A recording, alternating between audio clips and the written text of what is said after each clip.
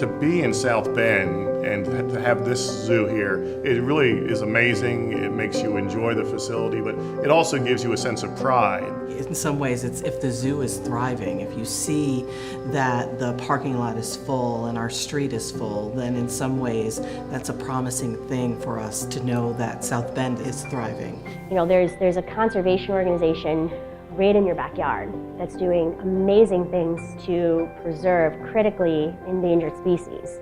We are the only conservation organization within a 60-plus mile radius. There's been 4 generations of Anellas that have visited this zoo.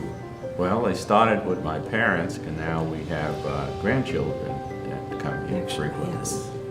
I mean, our son, he's committed to be a zookeeper when he grows up. He knows all the animals by names, and you know, and that was developed because of coming to a place like this. So to be able to inspire kids and educate kids of, you know, the world we have and how to preserve the world is really important.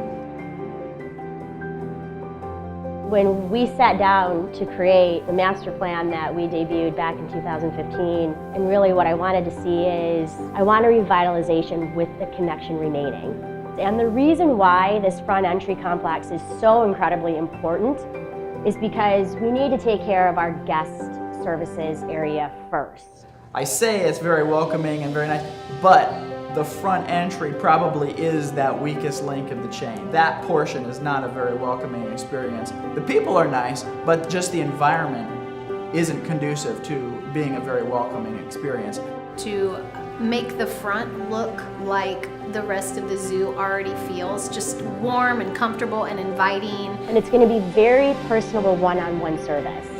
Inside this incredibly beautiful building, that is glass front and glass back, so that when you're walking up, you can literally see through the building to a brand new gathering plaza on the other side. And then another big key component is we're doubling the size of our education space through this project as well. Right now we have one education space that we do everything in, and so we're very limited on what we can offer. You know, education is one of our core components of our mission. Our education department can't offer the amount of classes they would like to offer, the amount of camps, the amount of birthday parties, outreaches, and things of that nature. We're now adding a whole second space on by putting this front entrance in. It's important for people to see investment going back into their community, that they can be proud of living in this area and visiting and bringing their friends to come and enjoy what our community has to offer.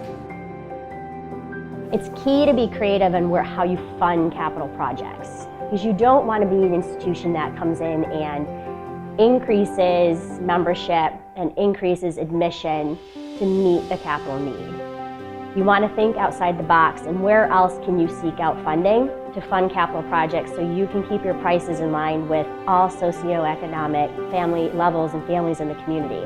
And everything we've done with the zoo as far as my business, it's great return on your investment. And I do think in these times and with cutbacks in federal and state programming, people are going to have to step up a little bit more, and this is a very worthy cause, and it gives back to the community in quality of life, in education, in conservation, but also money back into the community. And so you're winning on all levels.